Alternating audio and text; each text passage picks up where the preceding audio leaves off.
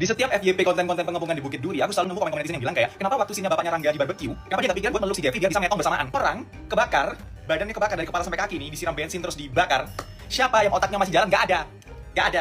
Ada. Kita kenalan sama Thi Quang Duc, seorang biksu Vietnam yang mandi bensin dan membakar dirinya sebagai aksi protes karena udah muak karena ketidakadilan dan ketidakbebasan dalam beragama di sana pada tahun 1963. Yang menakjubkan adalah saat dia dibakar, dia dalam keadaan bermeditasi yang sangat-sangat tenang. Ini menunjukkan pencapaiannya yang selama bertahun-tahun mengendalikan pikiran dan jiwanya ke dalam ketenangan batin yang sesungguhnya.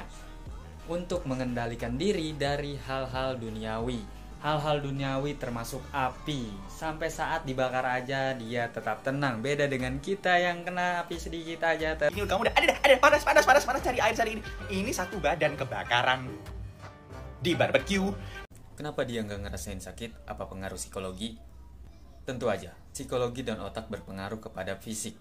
Otak adalah yang mengendalikan seluruh fisik kita, termasuk semua indera dan rasa sakit. Biksu yang dibahas di video sebelumnya melakukan meditasi setiap hari. Setiap harinya dalam hidupnya selalu bermeditasi dan menghilangkan hasrat duniawi. Meyakinkan diri semua ini hanyalah ilusi. Isi adalah kosong, kosong adalah isi. Itu kata Biksu Tong.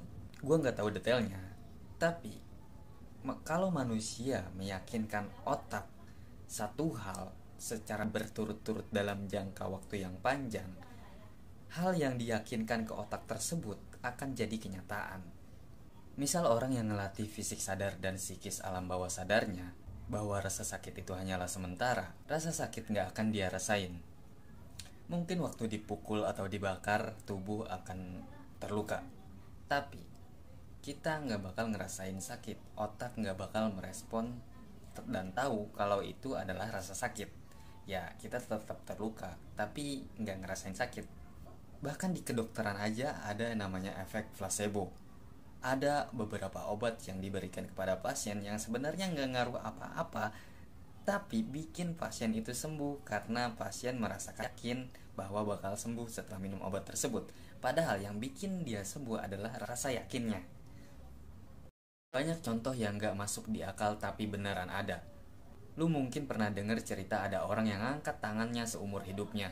Pada tahun 1973 ada orang yang bertekad ngangkat tangannya, nggak mau nurunin tangannya sama sekali, bahkan sampai ninggalin keluarganya. Di 2 tahun pertama dia ngerasain pegel dan sakit yang luar biasa, tapi di tahun-tahun berikutnya tangannya mulai keras, kaku, dan orang itu udah biasa aja.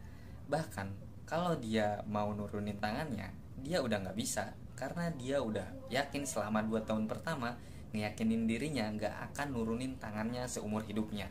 Dan itu beneran kejadian sampai puluhan tahun.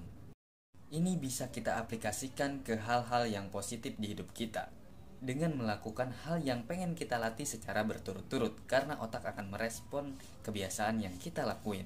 Misal pengen main gitar, belajar matematika, nge-gym, bela diri, atau belajar bahasa asing, atau keahlian lainnya. Meski pendapat gua nggak ada yang setuju, bahkan video ini nggak ada yang nonton, semoga pembahasan gua ini bikin lu yang nanya atau satu orang yang nonton video ini dapat masukan positif. Thank you.